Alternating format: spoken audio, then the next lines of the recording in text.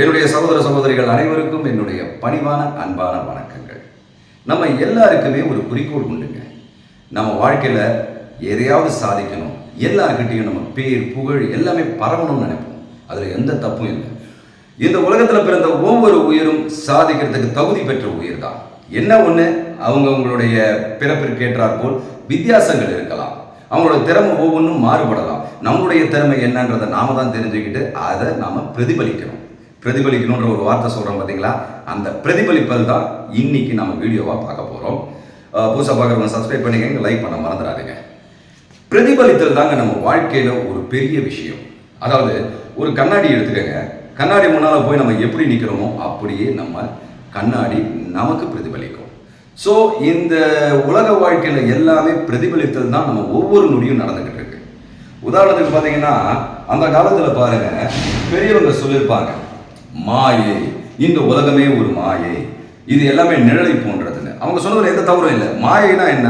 நிழலை போன்றது. நிழல் என்ன? மாறிக்கிட்டே இருக்கும். சூரியன் இந்த பக்கம் இருந்துச்சுன்னா நிழல் அந்த பக்கம் போகும், அந்த பக்கம் இருந்துச்சுன்னா இந்த பக்கம் போகும். அதுபோல இந்த உலகத்தில் ஒவ்வொரு விஷயமும் மாறிக்கிட்டே இருக்கும். இந்த மாற்றம் என்பது மாறாதது. ஸோ இந்த மாற்றம் அடைகிறது, அதாவது நீங்களும் நானும் இப்போ பேசிக்கிட்டு இருக்கோம், இது இந்த நொடியில் நடக்கிறது. ஆனால் அடுத்த நொடியில் இது மாறி போயிடும்.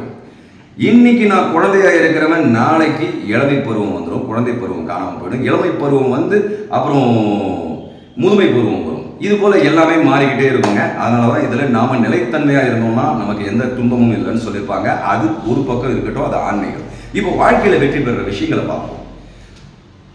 இப்போ நம்ம சாதாரணமாக ஒரு மனிதன்கிட்ட போயிட்டு ஒரு விஷயத்தை பற்றி பேசுகிறோம், நம்மளுடைய உயர்வை பற்றி பேசுகிறோம். இவங்கிட்ட பேசுனா இது நிச்சயமாக நடக்கும்ன்றது தெரிஞ்சு நம்ம போய் பேசுகிறோம். அப்படி பேசும் பொழுது அந்த மனிதன் ஏதாவது ஒரு வார்த்தை நமக்கு கோபம் வரா மாதிரி பேசிட்டா கூட நம்ம என்ன பண்ணிடுறோம், உடனடியாக நாம் அவரோட கோபத்தை அவர்கிட்டயே பிரதிபலிச்சிடறோம். இந்த இடத்துல தான் நம்ம தப்பு பண்ணுறோம். பிரதிபலித்தல் வந்து ரொம்ப பார்த்து செய்யணும். ஏன்னா அந்த கோபத்தை நம்ம பிரதிபலிச்சிட்டோம்னு வச்சுக்கோங்களேன், அந்த அளவு ஒரு காரியத்தை சாதிக்கணும், நம்ம ஏதாவது பண்ணிக்கணும், நம்மளுடைய முன்னேற்றத்துக்கு அந்த அளவு ஏனியாக பயன்படுத்திக்கணும்னு நினைக்கும் பொழுது நம்மளுடைய பிரதிபலித்தலை நம்ம எப்பவுமே எதிராளிகிட்ட காட்டக்கூடாது. அதே சமயம் எதிராளியும் நாம செய்கிற செயலை பிரதிபலிப்பான். அந்த சமயத்தில் என்ன பண்ணணும், இந்த ஆள் நம்மக்கிட்ட கோபத்தை காட்டிட்டாலும் நாம் அதை பிரதிபலிக்காமல் அமைதியாக, அப்படியாங்க, சரிங்க, நீங்கள் சொல்கிற மாதிரி இனிமேல் செய்கிறேங்க அப்படின்னு அமைதி தன்மையாக இருந்து பாருங்க. அவனுடைய பிரதிபலித்தல் அவனை நம்ம பிரதிபலிக்காமல், அவன் கோபத்தை பிரதிபலிக்காமல் நம்ம சாந்தமாக இருந்து அதை நாம் அவர்கிட்ட பிரதிபலித்தோம்னா அது திரும்ப நமக்கு ரிட்டர்ன் கிடைக்கும். எப்படின்னா, நீங்கள் அவர் எவ்வளோதான் கோபமாக பேசினாலும் அதுக்கெல்லாம் அடங்கி போய் சாந்தமாயிட்டீங்கன்னா அவரோட ஈகோவை நீங்கள் டச் பண்ணிடுவீங்க. அவரோட ஈகோ கூலாகிடும்.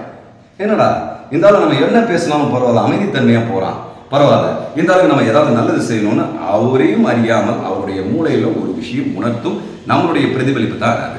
அவர் உடனே பிரதிபலிக்க ஆரம்பிச்சுடுவார். உதாரணத்துக்கு பார்த்தீங்கன்னா, புத்தர் என்ன பண்ணுவார், ரொம்ப அமைதித்தன்மை கொண்டவர், எந்த சமயத்திலையும் கோபமே வராது. அப்படிப்பட்ட அமைதித்தன்மைக்கு குந்தகம் விளைவிக்கிறதுக்காக அவரை கண்டால் பிடிக்காத ஒருத்தர் அவரை யானையை ஏறி கொள்றதுக்கு போவாங்க. இது ஒரு கதை தான், சும்மா ஒரு உதாரணத்துக்கு சொல்கிறேன். அந்த சமயத்தில் காட்டில் அந்த யானை அவரை பிடிவிக்கிட்டு அவரை கொல்ல வரும் பொழுது அவரோட அமைதித்தன்மை அந்த கிட்டத்தட்ட ஒரு 2-3 கிலோமீட்டர் பரவி இருக்குமா. அந்த அளவுக்கு அவருடைய ஆன்மாவில் அவர் பெருக பண்ணியிருப்பார். ஸோ அந்த யானையோட கோபம் இவருடைய அமைதித்தன்மைக்குள்ள நுழையும் போது அப்படியே இவரோட அமைதித்தன்மையை அது பிரதிபலிக்க ஆரம்பிச்சிடும். அதுக்கிட்ட இருக்கிற கோபம் காணாமல் போயிடும். அதுபோல் நம்ம வாழ்க்கையில் ஒவ்வொரு விஷயத்தையும் நம்மக்கிட்ட இருக்கிற விஷயங்கள் அடுத்தவங்ககிட்டையும் பிரதிபலிக்கணும்னா முதல்ல நாம் நம்மளை மாற்றிக்கணும். இப்போ ஒரு மலை உச்சிக்கு போயிட்டு ஓன்னு கத்துனீங்கன்னா அது எதிரொலிக்குது பார்த்தீங்களா, அதே போல தான் உங்களுடைய செயல் உங்களுக்கு பாதிப்பு தரக்கூடிய அளவில் எதிரொலிக்கக்கூடாது. அப்போ பாதிப்பு தராத அளவுக்கு என்ன பண்ணணும், நாம் சாந்தத்தன்மையை கொண்டு வரணும், அமைதித்தன்மையை கொண்டு வரணும். இந்த அமைதித்தன்மையை கொண்டு வரும்பொழுது எதிராளியும் உங்களை போல அமைதித்தன்மைக்கு வந்துடுவான். உங்களுடைய அமைதித்தன்மை, அதாவது நெருப்பு எரிஞ்சுக்கிட்டே இருக்கு, அதில் போய் நீர் அழுத்தும் பொழுது நெருப்பு தனியுது பார்த்தீங்களா, அதுபோல் உங்களுடைய அமைதித்தன்மையானது அந்த ஆளுடைய கோபத்தை சாந்தப்படுத்திடும். இதை ட்ரை பண்ணி பாருங்க. நிச்சயமாக நான் பேசுறது உங்களுக்கு ஹம்பக்கா தெரியும், ஆனால் இதில் ரொம்ப வெற்றி அடையலாம். ஆரம்பத்தில் அது கொஞ்சம் கஷ்டமாக தெரியும். காரணம் என்னன்னா, நீங்கள் இப்போ தான் வந்து அதை ப்ராக்டிஸ் பண்ண ஆரம்பிக்கிறீங்க. நீங்கள் அதை ப்ராக்டிஸ் பண்ண பண்ண பண்ண உங்களோட அமைதித்தன்மை உங்களை சுற்றி பெருக ஆரம்பிக்கும் போது உங்கள்கிட்ட வர எதிராளி உங்களை பார்த்த உடனே தன்னாலேயே சாந்தத்தன்மைக்கு வந்துடுவான். இன்னொரு விஷயம் பார்த்தீங்கன்னா, நீங்கள் ஒரு சில கிட்ட பேசும்பொழுது நீங்களும் ஒரு பவராக உணர்வீங்க. என்னடா இந்த ஆள்கிட்ட என்ன இருக்குது, இப்படி நாமும் ஆக்டிவாக உணர்றோமே, இந்த ஆள்கிட்ட பேசும்போது பாசிட்டிவ் எனர்ஜி நமக்கு நிறைய வருது அப்படின்ற மாதிரி உங்ககிட்ட பேசுகிற ஆள் உணர ஆரம்பிச்சிடுவான். ஸோ அதனால் இன்னிலேருந்து அமைதித்தன்மையை ப்ராக்டிஸ் பண்ணுங்கள். எதிராளியை உங்கள் வலையில் வீழ்த்துங்க. கோபமே படாதீங்க. கோவப்படுறதுனால எதுவுமே நடக்க போகிறதில்ல. அதே சமயத்தில் இன்னொரு கேள்வி உண்டு. என்னப்பா அவன் கோவப்பட்டு எது வேணா பேசலாம்னு அமைதியாக போயிடுதா, என்னோட ஈகோ அது கீறுதில்ல அப்படின்னும் பொழுது நீங்கள் என்ன பண்ணுறீங்க, அந்த ஆள்கிட்டேருந்து உங்களுக்கு எந்த பிரயோஜனமும் இல்லைன்னு தெரியும் பொழுது துஷ்டனை கண்டால் தூர விலகுன்ற பாலிசி அதில் பயன்படுத்துங்க. ரொம்ப பேசாதீங்க. அவன் பேசிட்டானா அவ்வளோதான், அவனை விட்டு விலகிடுங்க.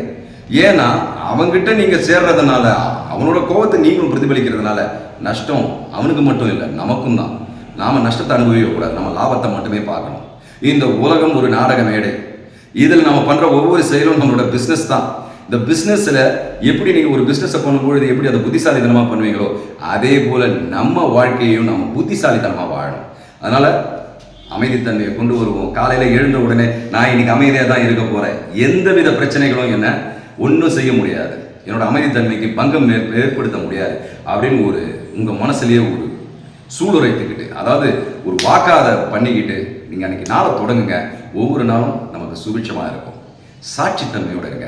உங்களுடைய சாட்சித்தன்மை விழிக்க ஆரம்பிச்சிடும். நீங்கள் அமைதியாக இருக்கும்பொழுது அந்த சாட்சித்தன்மை விழிச்சிச்சுன்னா எதிராளி 2 பேர் சண்டை போட்டாங்கன்னா யார் தப்பு பண்ணுறாங்கன்னு உங்களுக்கு தெரிஞ்சிடும். அதுபோல் பிரச்சனை உங்களை வரும்பொழுது, உங்களை நோக்கி வரும்போது அந்த சாட்சித்தன்மையை நீங்கள் பார்க்கும்பொழுது அந்த பிரச்சனையை தீர்க்கிறதுக்கான சொல்யூஷன் உங்களுக்கு தன்னாலேயே கிடைக்க ஆரம்பிச்சிடும். இறைவன் நம்ம எல்லாரையுமே சந்தோஷமாக இருக்கிறது தான் படைச்சிருக்கான். வாழ்க்கையில் சந்தோஷமாக இருங்க. இந்த வாழ்க்கையை கொண்டாடுங்க. நன்றி, வணக்கம், ஜெயஹிந்த்.